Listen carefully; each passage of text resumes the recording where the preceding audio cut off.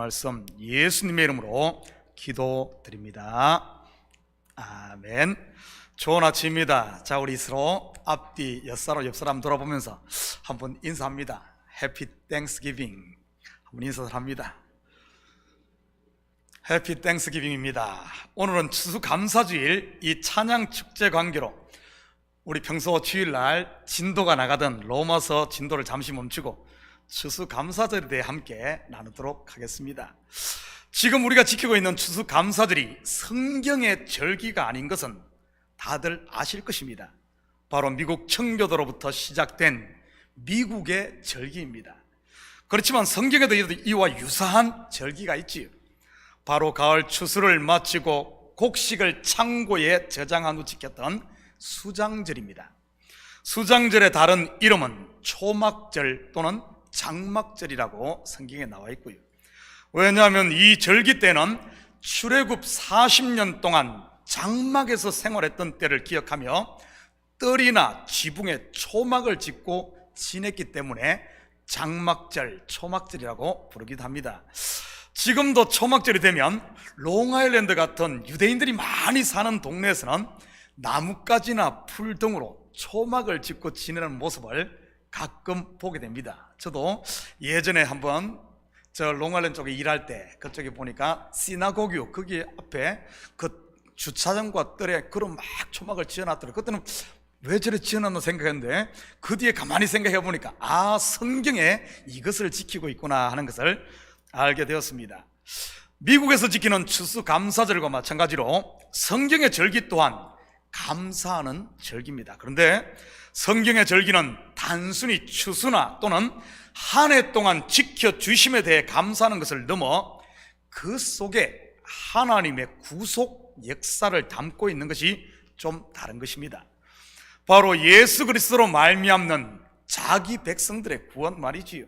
왜냐하면 성경에서 궁극적으로 추수가 상징하는 것은 바로 영혼의 추수, 곧 자기 백성을 구원하는 것이니까요.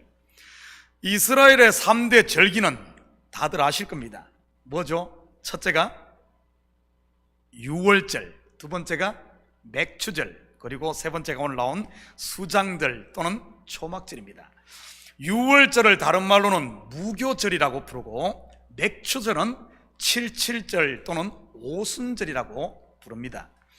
유월절이 예수 그리스도의 십자가와 부활을, 오순절이 성령 강림을, 그리고 수장절은 추수 곧 그리스도의 재림과 천년 왕국과 이렇게 연결이 되어 있습니다. 그렇다면 여러분은 지금 어느 절기쯤에 살고 있습니까? 세대주의자들이 주장하는 그런 시대적 세대 말고요. 아직 그리스도를 인격적으로 만나지 못한 성도들에게는 아마 율법의 종살이에서 해방되어 나와야 하는 이런 유월절을 거듭난 것은 분명한데 여전히 두려움과 걱정에 매여 자유롭지 못하다면 성령 충만을 받아야 하는 오순절을, 그리고 매일매일 육신의 법과 성령의 법과의 전쟁을 치르며 나라는 이 가나안의 왕들과 싸워 땅을 정복하고 있는 성도라면 분명 그 한 번씩 이길 때마다 성령의 열매가 맺히고 추수하는 아마 수장절을 살고 있을 것입니다. 여러분은 매일 예수와 함께 죽는 자기 부인을 통해 그와 더불어 왕노릇하는 하나님의 나라를 살고 있습니까? 주와 더불어 생명의 양식을 먹고 즐거움의 포도주를 마시며 말이지. 이런 성도가 부르는 노래가 바로 오늘 본문인 것입니다. 오늘 읽은 시편 136편은 성경의 대표적인 감사시입니다. 그런데 이 시편을 조금만 깊이 들여다보면 이스라엘이 걸어온 길을 회상하며 자기들을 구원하신 하나님의 구원을 노래하고 있음을 볼 수 있습니다. 우리는 이 본문을 읽을 때 별로 감흥이 오지 않을 겁니다. 모르겠어요. 구약을 쫙 꿰고 있는 사람들은 이것을 읽으면서 창세기, 출애굽기, 그리고 여호수아 역사, 우리들의 나라 이 이스라엘이 걸어온 역사를 쫙 뒤돌아보면서 감사는 그런 내용이거든요. 우리로 친다면은 1월부터 시작해서 올 한 해를 걸으면서 그것을 하면서 되돌아보면서 회상하는 그런 이야기지요. 인생을 구원하시는 하나님의 인자 곧 사랑을 노래하는 이 시입니다. 같이 살펴보면서 저와 여러분에게 행하신 하나님의 큰 역사를 다시 한 번 더 경험함으로 마음 중심에서 감사하는 이런 시간 되었으면 좋겠습니다. 1절입니다. 여호와께 감사하라. 그는 선하시며 그 인자심이 영원하미로다. 본시에서 1절부터 26절까지 매 절마다 빠지지 않고 반복되는 단어가 셋 있습니다. 무엇일 것 같습니까? 첫째는 감사, 두 번째는 인자, 그리고 영원입니다. 매 절마다. 감사가 구원받은 성도들의 입술에 맺히는 열매라면 인자와 영원은 하나님께 속한 그분의 속성인 것입니다. 우리말 인자로 번역된 히브리어가 헤세드인데 여러분도 아마 들어봤을 겁니다. 헤세드. 이 헤세드는 우리말로는 인자, 사랑, 자비, 긍휼, 은혜 등 다양하게 번역하고 있지요. 그렇다면 시인은 왜 하나님의 인자심이 영원하다는 것을 이처럼 강조하고 있는 것일까요? 그것은 바로 죄인을 구원하는 동기가 바로 하나님의 헤세드이기 때문인 것입니다. 천지를 창조하신 이유도, 출애굽을 이끈 이유도, 가나안을 정복한 이유도, 지금 오늘 우리가 숨쉬고 있는 이유도, 모든 것이 바로 이 하나님의 헤세드, 하나님의 은혜, 인자, 자비라는 것이지요.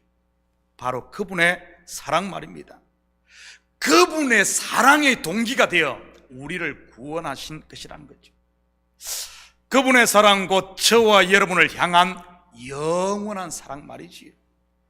구원과 영생의 근거가 나에게 있는 것이 아니라 이스라엘 역사를 보면 조금만 잘 되면 자기가 된 것으로 계속해서 하나님께로 포커스가 맞춰졌다가 조금만 지나면 자기로 돌아가는, 끊임없이 자기로 돌아가는 그것에 대해서 오늘 1절부터 26절까지 그게 아니다, 그게 아니다, 하나님의 헤세드, 너희를 여기까지 인도한 매 순간순간이 하나님의 사랑이 한 것이지 너로부터 난 것이 아니란 것을 이처럼 강조하고 있는 것입니다.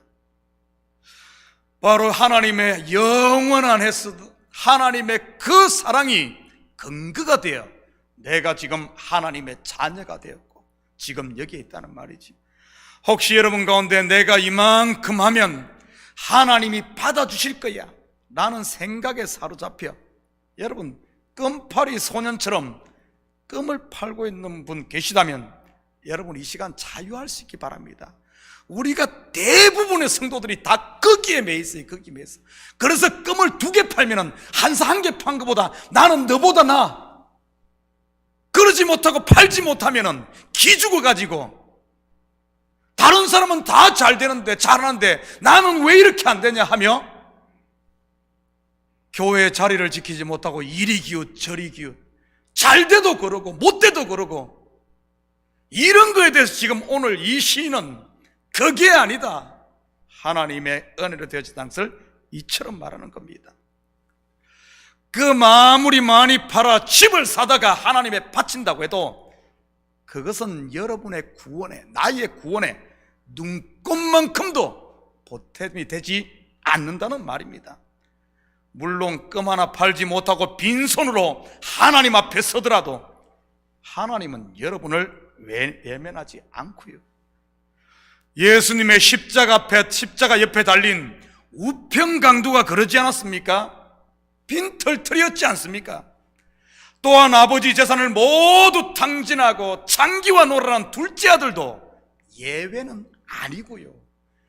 그를 왜 하나님이 받아줬습니까? 하나님의 헤세드, 바로 이 은혜와 자비, 그리고 그 자녀를 향한 사랑은 그가 집에 있을 때든 떠났든 돌아오든 하나님의 사랑은 영원하다는 사실, 변치 않는다는 사실.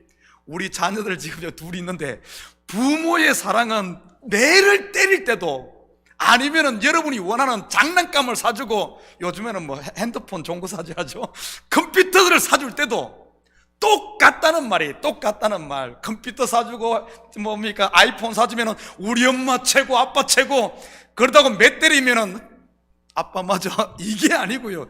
영혼은 똑같습니다. 동일한 거예요. 하나님이 우리를 향한 사랑이 바로 그렇다는 것이지요. 2절 3절 계속해서 봅니다. 신들 중에 뛰어난 하나님께 감사라. 그 인자심이 영원하미로다. 주들 중에 뛰어난 주께 감사라. 그 인자심이 영원하미로다. 이것은 하나님의 전능하심 또는 어떤 피조물과도 비교할 수 없는 뛰어나심에 대한 감사입니다. 여러분, 하나님이 다른 피조물이나 다른 신들보다 힘이 없다든지 약했으면 어떡하겠어요? 큰일 나죠. 우리가 언제 뺏길지 모르지. 하나님의 손에 잡혔다가도 언제 뺏길지 모르니까 죽을 때까지, 이러다 하나님이 힘없으면, 하나님이 약해지면 내가 이름을 평생 두려워할 텐데, 우리 하나님은 그런 분이 아니란 사실이지요. 전능하시며 모든 왕들, 모든 신들, 모든 주관자들 주보다 위에 계신 분이기 때문에 우리가 안전한 겁니다. 예수님도 같은 표현을 사용한 적이 있습니다. 누가복음 11장 20절에서 22절입니다. 그러나 내가 만일 하나님의 손을 힘입어 귀신을 쫓아낸다면 하나님의 나라가 이미 너희에게 임하였느니라. 강한 자가 무장을 하고 자기 집을 지킬 때는 그 소유가 안전하되, 더 강한 자가 와서 그를 굴복시킬 때는 그가 믿던 무장을 빼앗고 그의 재물을 나누느니라. 여기서 인생들을 잡고 있던 강한 자가 누구겠습니까? 바로 귀신이요, 죄요, 율법이요, 사망이요, 더 나아가 이들에게 종로로 타고 있는 옛사람 나인 겁니다. 강한 자가. 그렇다면 나중에 온 더 강한 자는요, 바로 하나님이 보내신 자 예수 그리스도인 것이고요. 혹시 여러분 가운데 병에 매인 분 계십니까? 나를 매고 있는 병보다 더 강한 분이 하나님이신 줄 믿으시기 바랍니다. 그러면은 자유한 거예요. 여러분 가운데 물질에 매인 분 계십니까? 나를 매고 있는, 평생을 그면은 이 물질보다 더 강한 분이 여러분의 주인인 바로 예수 그리스도인 줄 믿습니다. 우리와 함께한 자가 저들이 함께한 자보다 강함을 알 때 우리가 자유할 수 있는 거죠. 그렇지 못하면 자기들이 더 강함에도 벌벌 떨고 사는 겁니다. 마치 골리앗 앞에 만군의 여호와가 함께하는 이스라엘 군대가 벌벌 떨었듯이 말이죠. 왜 그렇습니까? 몰라서 그런 겁니다. 몰라서 그런 거예요. 바로 믿음이 없었어요. 마찬가지로 가나안 땅을 정탐하러 갔던 12명의 정탐군들 중 10명도 마찬가지 아니었습니까? 자기들과 함께하는 만군의 여호와가 만왕의 왕이요 만군의 주임에도 그걸 믿지 못하니 어떻겠습니까? 이런 소리 하는 것도 아니에요. 저들 보기에 우리는 메뚜기 같다는 이런 뻘소리 하는 겁니다. 실상은 저들은 하나님이 우리에게 준 밥인데도 말이지, 나를 구원하신 하나님을 바로 알고 믿을 때, 여러분 하나님을 바로 알 때 성도의 입에서는 감사가 나오지 않을 수 없을 뿐만 아니라 여러분 참된 자유함을 맛보고 사는 겁니다. 이 사실을 가장 잘 보여주는 것이 바로 출애굽 사건 아닙니까? 당대 최강의 군사력과 최고의 권력을 가진 왕이 애굽의 왕 바로였지 않습니까? 그런데 바로보다 더 강한 자이신 하나님이 오시자 이스라엘을 묶고 있던 이 바로의 결박이 풀리며 이스라엘이 해방됐지 않습니까? 복음서에서도 같은 모습을 볼 수 있고요. 당시 모든 사람들이 율법의 짐에 눌려 신음하고 병에 눌리고 죄에 눌리고 귀신에 매여 있지 않았습니까? 그때 더 강한 자이신 예수님이 오시자 그들이 자유케 된 것이고요, 나를 메고 있는 육신의 이 생각보다 내 속에서 역사하고 계신 성령의 법이 더 강한 줄 믿으시기 바랍니다. 그럴 때 내가 쥐고 있던 욕심의 손을 펼 수 있고, 내가 쥐고 있던 근심과 걱정의 세상 짐을 내려놓고 여러분 신앙생활하면 참된 은혜와 평강, 안식을 누릴 수 있으니까요. 4절 같이 봅니다. 홀로 큰 기이한 일들을 행하신 이에게 감사라. 그 인자심이 영원함이로다. 이 말은 전쟁은 여호와께 속했다는 말이요, 그가 이루셨다는 이런 말입니다. 최종적으로는 예수 그리스도께서 홀로 십자가에서 이룬 그 승리를 말하고요, 그리고 저와 여러분을 그 승리의 잔치에 하나님께서 초청하신 것입니다.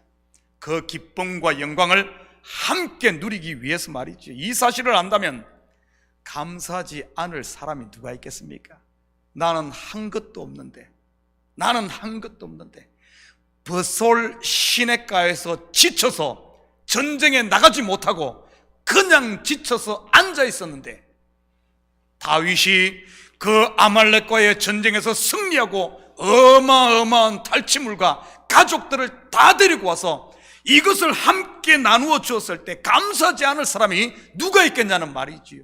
이 사실을 안다면 말입니다.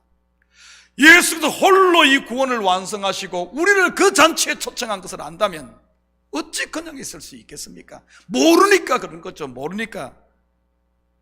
감사는 아는 만큼 하는 것이요, 하나님의 나라도 아는 만큼 누리는 것입니다.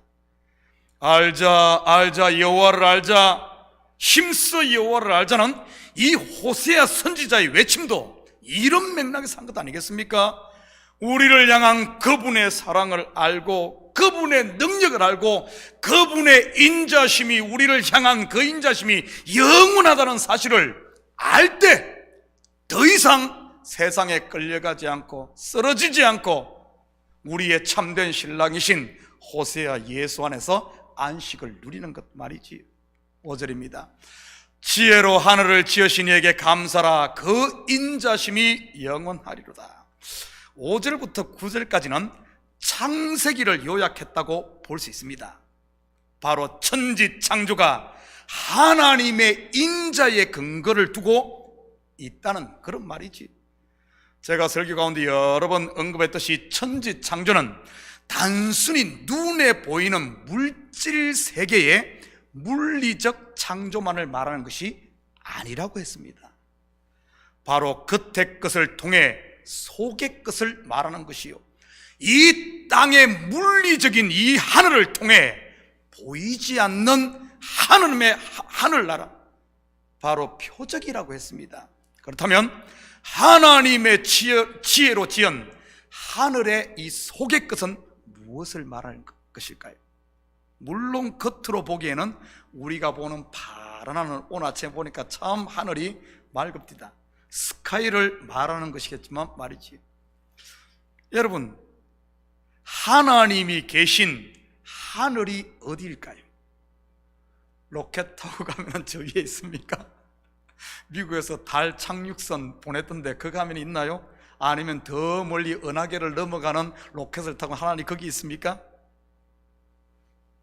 하박국 2장 20절입니다. 오직 여호와는 그 성전에 계시니 온 땅은 그 앞에서 잠잠할지니라 하시니라. 하나님이 계신 하늘이 어디죠? 성전입니다. 성전. 물론 구약의 성전은 하늘 성전이 되시는 예수 그리스도를 모형하는 것이고요, 그래서 예수님이 하나님이 내 안에 있다, 내가 하나님 안에 있다 이렇게 말하지 않습니까? 그렇다면 지금 하나님이 계신 하늘, 곧 성전은 어디일까요? 바로 하나님의 성령이 거하시는 성도, 바로 저와 여러분이 하늘인 것입니다. 6절입니다. 땅을 물 위에 펴신 이에게 감사라. 그 인자심이 영원함이로다.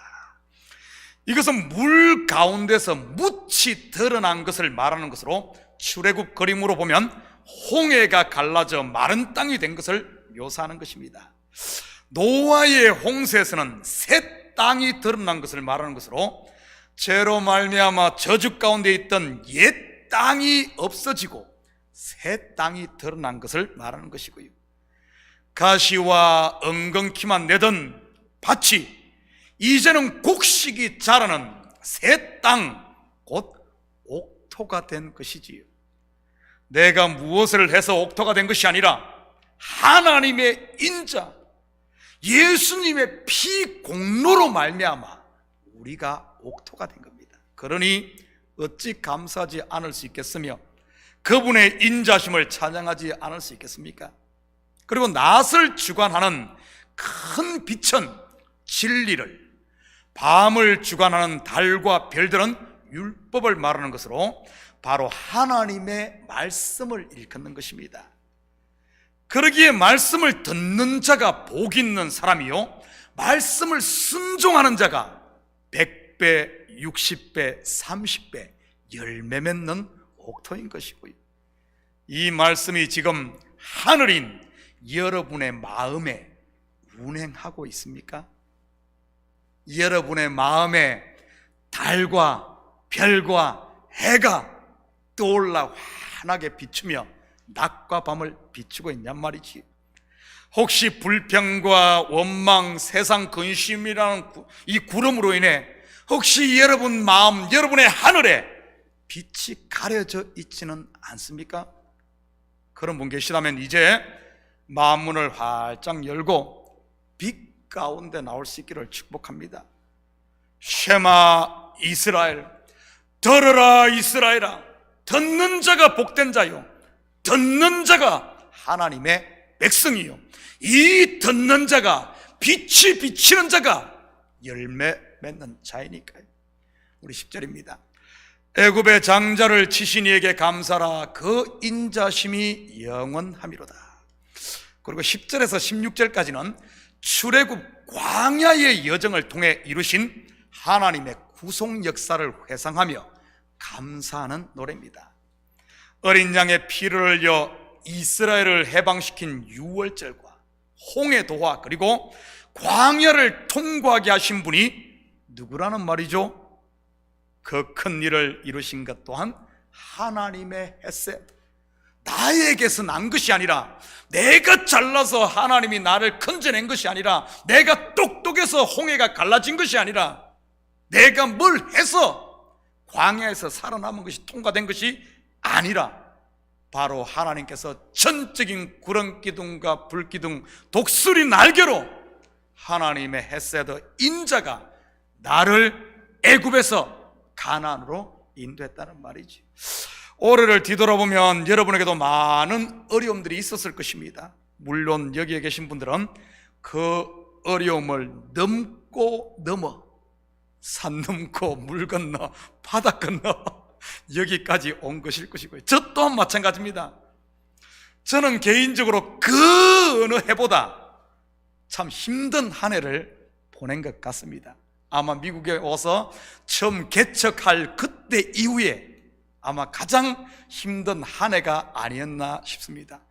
여러분 보기에는 우리 목사님은 세상에서 가장 행복한 얼굴처럼 보일지 몰라도 강대상에 설 때는 행복한 얼굴인데 이건 내려가면은 수많은 산들이, 문제들이 산적해 있으니 참 사무실에 눈물이 바다가 되어서 척척히 젖을 정도로 참 힘든 한 해를 보냈습니다. 자, 그럼에도 여기에 다시 설 수 있고 여기까지 인도하신 하나님을 생각할 때 하나님의 그 자비, 하나님의 손이 나를 인도하고 있구나, 감사하지 않을 수 없죠. 그러니 내가 여기서 인생을 끝내지 않고 또 내년을 살 수 있는 것 아니겠습니까? 맞아, 여기까지 인도하신 에베네셀의 하나님이 또 내일도 여호와 자이레, 여호와 이레, 하나님의 산에서 준비할 것이라는 그 확신이 있기 때문에 아무리 힘들어도 걸어가는 겁니다. 걸어가는 거. 여러분, 하나님의 인자 이 헤세드를 맛볼 수 있기를 이 한해 오늘 추수감사주를 맞아서 한번 좀 돌아봤으면 좋겠어요. 돌아봤습니다. 17절 18절입니다. 큰 왕들을 치신 이에게 감사라, 그 인자심이 영원하미로다. 유명한 왕들을 죽이신 이에게 감사라, 그 인자심이 영원하미로다. 이 성경을 잘 모르다 보면은 매 뭐 죽이고 막 이렇게 막 사람 죽이고 이런데 뭐 감사도 좀 이해가 안 될 수 있는데, 성경의 역사를 좀 알면은 이야, 이 참 감사가 아마 여러분 말은 안 해도 여러분도 올 한 해 수많은 유명한 왕들, 큰 왕들을 죽이고 승리를 거듭해 이 자리에 온 겁니다. 여러분 17절부터 24절은 수많은 왕들을 물리치고 가나안을 정복하게 하신 지난 날을 회상하며 하나님께 감사하는 내용입니다. 여호수아서에 보면 크지도 않은 이 가나안 땅에 우리나라 뭐 강원도 정도 된다고 합니다. 거기다가 또 3분의 2입니까? 거의 절반 이상이 완전히 사막지대 아닙니까?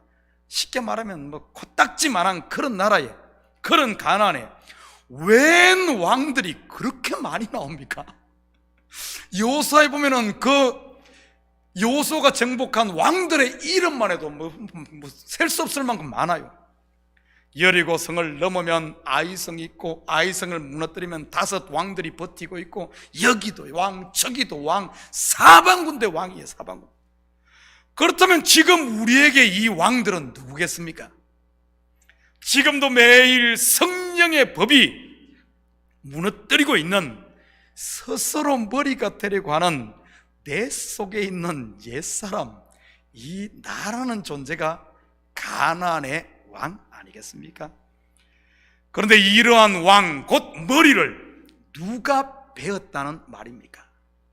바로 하나님의 인자, 이스라엘을 향한 하나님의 그 사랑이 이런 왕들을 물리쳤다는 말이지요. 그러기에 요한계시록에서 언급했듯이 성도는 모두 목배임을 당하는 자들인 것입니다. 뭐 저 선교지 가가지고 뭐 참수당하는 그 사람들만 말하는 게 아니에요. 괜히 막 그런데 가고 그러지 말아요. 모르겠어요. 또 성령이 감동을 해서 가야 되는 사람은 가야지만은 뭐 지나게나 막 글로 가가지고 뭐 죽는 걸 자랑처럼 그렇게 생각하지 말아요.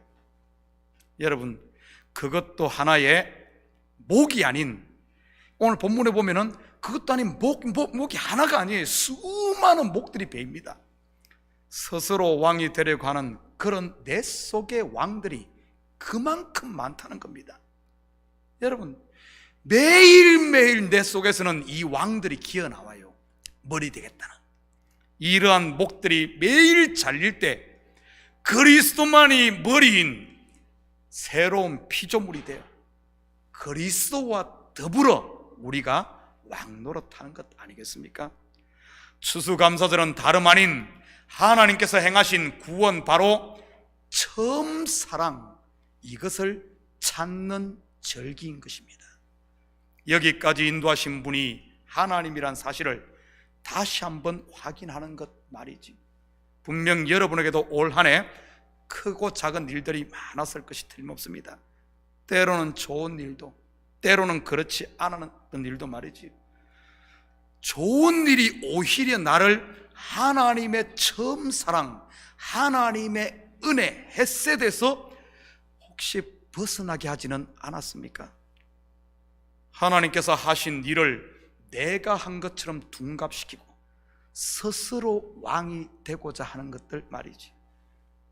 반대로 하나님의 선한 일을, 하나님의 선한 손을 우리가 그걸 알지 못하여 오해하고 있지는 않습니까? 고난 가운데 있던 욥이 그랬던 것처럼 말이지요. 하나님은 그를 사망 가운데 자기 속에 매인, 율법에 매인 그를 건져 진리로 자유함을 주기 위해서 그에게 고난을 허락했는데, 그가 그 사실을 모를 때는 얼마나 하나님 앞에 불평하고 원망했습니까? 몰라서 그런 겁니다. 혹시 여러분들 중에 오해하고 계신 분이 계시다면, 왜 하나님은 나에게 이래? 오늘 추수감사주의를 맞아 나를 향한 하나님의 선하시며 인자신 손을 다시 한 번 더 만나기를 축복합니다. 그럴 때만이 25절, 26절에 고백이 나오는 것이니까요. 25절, 26절입니다. 모든 육체에게 먹을 것을 주신 이에게 감사라. 그 인자심이 영원하리로다. 하늘의 하나님께 감사라. 그 인자심이 영원하미로다. 성도에게는 모든 환경, 곧 어려움도, 고난도, 기쁨도, 즐거움에 모든 것들이 하나님이 나를 살리기 위해 주신 생명 양식이요, 하나님의 선한 손이라는 사실입니다. 바로 그 양식이 때로는 쓰게 느껴질 때가 있어요. 쓰게 느껴질 때가. 때로는 우리의 삶, 하나님의 선한 손의 인도함이 나에게 고난처럼 보일 때도 있습니다. 여러분, 그렇지만 우리 오늘 추수감사주일을 맞아서 이스라엘 오늘 시인이 창세기부터 출애굽, 여호수아 정복, 아마 이 시편이 아마 그 언저리쯤 이 다니엘 왕국 시대나 그 언저리쯤 쓰여진 것 같아요. 만약에 이 시편이 그 바벨론 포로 이후에 만약 기록됐다면 분명 그 이야기도 다뤘을 겁니다. 거기서 바벨론에 또 건져내 주신 하나님을 찬양하라 이렇게 할 때는 거기까지 온 것을 보니까 그래요. 여러분 한번 보십시오. 요 짧게만 보지 말고 여러분의 삶을 한번 뒤돌아보시기 바랍니다. 지금까지 넘어질 듯 하면서도 하나님께서 나를 건져내셨고 이끄시고 여기까지 인도하고, 어떤 분은 지금 당장은 아직까지 그 고난에 있을 수 있어요. 그렇지만은 뒤를 돌아보면은 그럴 때마다 넘어왔던 하나님, 그 하나님의 인자와 자비를 발견할 때 맞아 내가 한 것이 아니야, 하나님이 하시기 때문에, 영원한 하나님의 인자가 이 일을 하기 때문에 내 손을 놓을 수 있고 감사할 수 있고 찬양할 수 있고 자유할 수 있는 것입니다. 사랑하는 성도 여러분, 추수감사절마다 혹시 올 한 해 삶에 바빠 아니면 세상에 눌려 하나님의 이 헤세드, 은혜, 감사, 사랑을 잊고 감사하지 못하고 살았다면 우리를 여기까지 인도하신 에베네셀의 하나님, 하늘의 하나님, 하늘이 어디라 그랬죠? 바로 내가 하늘입니다. 하늘의 하나님은 다른 말로 표현하면 나의 하나님, 나의 하나님께 감사하고 그분이 나에게 베풀어 주신 이 은혜, 이 처음 사랑을 회복해 우리 올 한 해도 또 남은 우리 인생도 이 은혜를 누리고 또 이 은혜를 나누며 사는 이런 멋진 우리 성도들 다 되기를 주님의 이름으로 축복합니다. 같이 기도하십시다. 사랑의 아버지 하나님, 참으로 감사를 드립니다. 여기까지 우리를 인도하신 하나님, 아버지 하나님, 그 하나님의 선한 손을 다시 봄으로 내가 쥐고 있던 욕망의 손, 아버지 하나님, 세상의 무거운 짐들 다 내려놓고 이 추수감사주일을 맞아 주님이 준비하신 이 잔치를 맛보며 은혜와 평강을 누리며 또 이제 아버지 하나님 그 사랑을 전하며 사는 저희들 될 수 있도록 우리 주님 축복하여 주시옵소서. 여호와께 감사하라. 그는 선하시며 그 인자심이 영원하리로다. 이 고백이 우리의 매일의 고백이 되게 도와주시옵소서. 감사드리며 예수님의 이름으로 기도드립니다. 아멘. 우리 다 같이 자리에서 일어납니다. 찬송 597장, 이 찬송 들으신 후에 축도로 예배를 마칩니다.